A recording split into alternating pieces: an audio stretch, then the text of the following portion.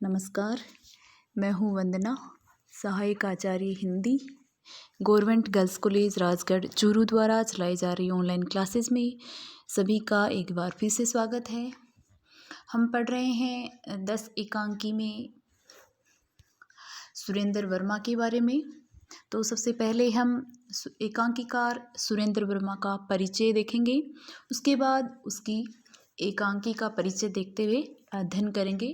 तो चलिए देखते हैं सुरेंद्र वर्मा। सुरेंद्र वर्मा अंतर्विश्लेषण और सूक्ष्म सौंदर्य बोध के नए नाटककार हैं। एक विशिष्ट अभिजात्य वर्ग के संस्कार जो जयशंकर प्रसाद के नाटकों से मोहन राकेश के नाट्य जगत में व्याप्त दिखाई देते हैं, उसी क्रम में सुरेंद्र वर्मा का नाम उनकी अभी तक प्रकाशित नाट्य कृतियों के आधार पर लेना चाहिए। इस प्रकार से मोहन राकेश के बाद सुरेंद्र वर्मा का नाम जाना माना नाम के रूप में हम लेते हैं। नाट्य और काव्य के रागात्मक सूत्र, आंतरिक संबंधों की सघनता और जटिलता, रोमानियत, भावात्मकता और संवेदनापूर्ण वातावरण के कारण सुरेंद्र वर्मा की आधुनिक मानवीय संवेदना के चित्रकार, अंतर्जगत के नाटककार और अपने से लगने लगते हैं। उनके नाटकों में रसात्मक अनुभूति और द्वंद्वात्मक जटिलता घुल मिल जाती है और एक सुसंस्कृत एवं आधुनिक वातावरण घेरने लगता है। यद्यपि सुरेंद्र वर्मा ने कहानियाँ भी लिखी हैं, लेकिन मूलतः वह नाटककार हैं। अपने कई एकांकियों के अतिरिक्त वह द्रौपदी नाटक के कथ्य और शिल्प की नवीनता के कारण प्रसिद्ध हुए। यानी सुरेंद्र वर्मा ने अनेक नाटक लिखे हैं, लेकिन उनका एक प्रसिद्ध नाटक द्रौपदी नाटक है, उसकी वजह से उसकी नवीनता के कारण वे अत्यधिक प्रसिद्ध हो गए। इसके अलावा उनका बहुचर्चित नाटक सूर्य की अंतिम किरण से सूर्य की पहली किरण तक के लिए वह पुरस्कृत हो चुके हैं। आपको मैं ये बता दूं कि द्रौपदी नाटक और सूर्य की अंतिम किरण से सूर्य की पहली किरण तक, ये ऐसे इनके नाटक हैं जो कई बार कंपटीशन एग्जाम में पूछे जा चुके हैं। ऐसे पूछा जाता है द्रौपदी नाटक के लेखक कौन है, सूर्य की अंतिम किरण से सूर्य की पहली किरण तक नाटक गद्य की कौन सी विद्या है, नाटक है या एकांकी है या फिर कहानी है, इस प्रकार से भी पूछा गया है। इसके अतिरिक्त उन्होंने सेतुबंध और नायक खलनायक विदूषक और 8वां सर्ग, जो उनकी बहुचर्चित कृति है 8वां सर्ग, जैसे नाटकों के अतिरिक्त उनके नए नाटक हसन अली, हुसैन अली से भी अनेक अपेक्षाएं हैं। सुरेंद्र वर्मा ने चाहे ऐतिहासिक पृष्ठभूमि ली हो, चाहे मध्यम वर्गीय जीवन की सामाजिक पृष्ठभूमि, उनके नाटक आधुनिक संवेदना, द्वंद्व, नए शिल्प, नाट्य भाषा के सजीव बुनावट, आंतरिक समझ और रंगमंच के व्याकरण को प्रतिष्ठित करने वाले हैं। उनकी आशावादी दृष्टि इस बात की चिंता नहीं करती कि वह जनसामान्य के लिए नाटक लिख रहे हैं या विशिष्ट अभिजात्य वर्ग के लिए। वे केवल इतना कहते हैं कि मैं उन्हीं चीज़ों के बारे में लिख सकता हूँ जो मुझे उद्वेलित करती हैं।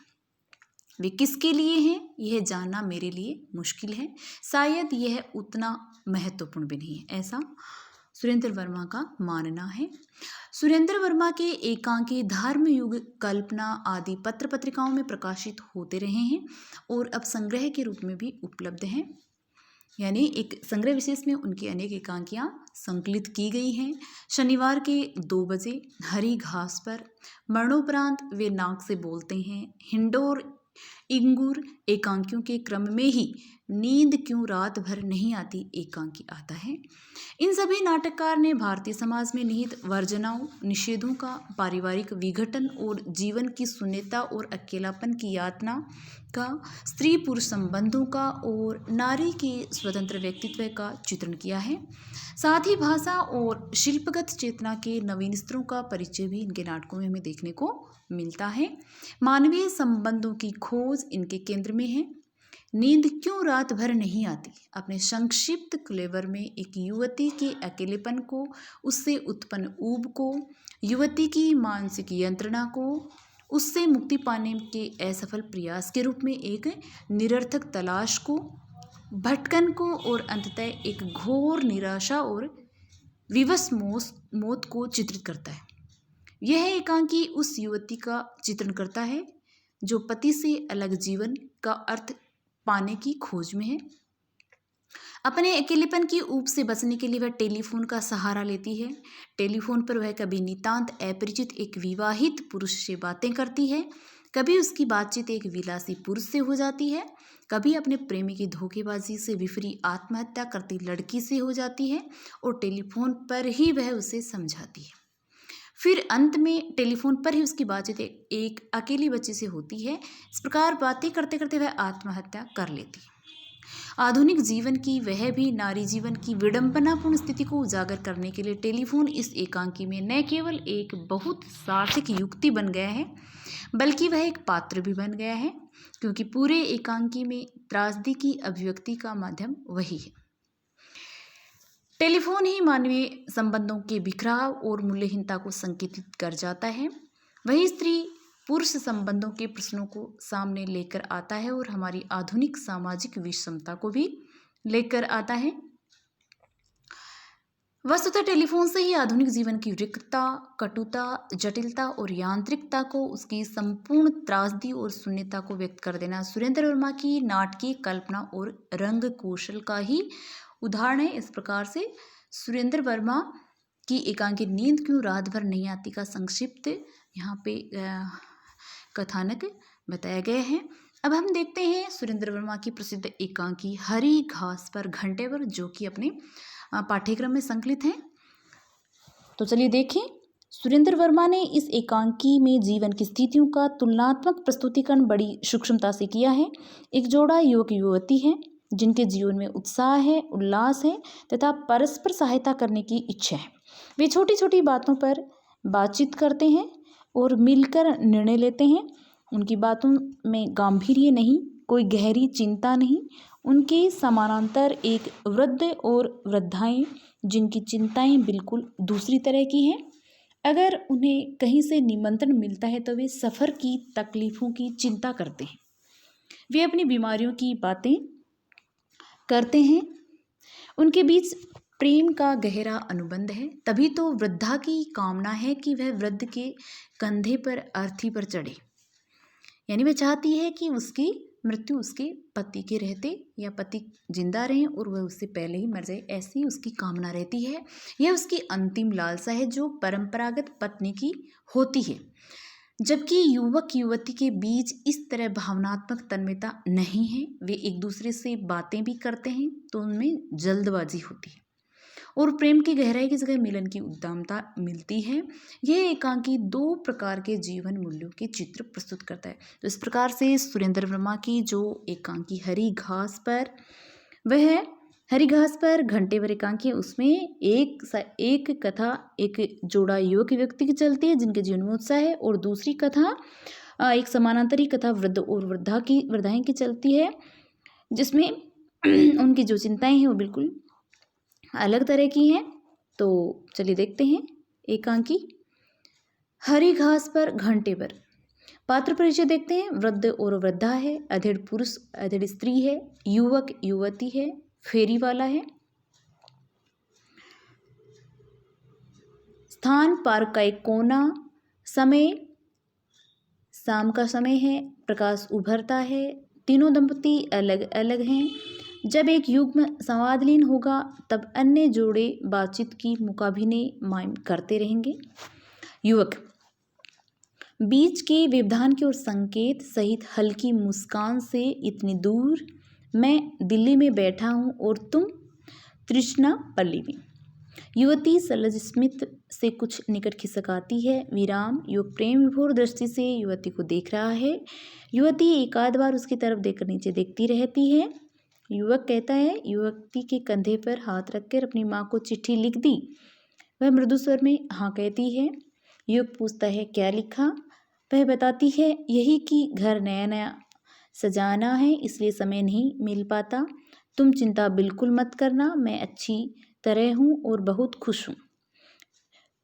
युवक उसे कहता है कि झूठ। युवती स्नेह युक्त प्रश्न सूचक दृष्टि से देखती है।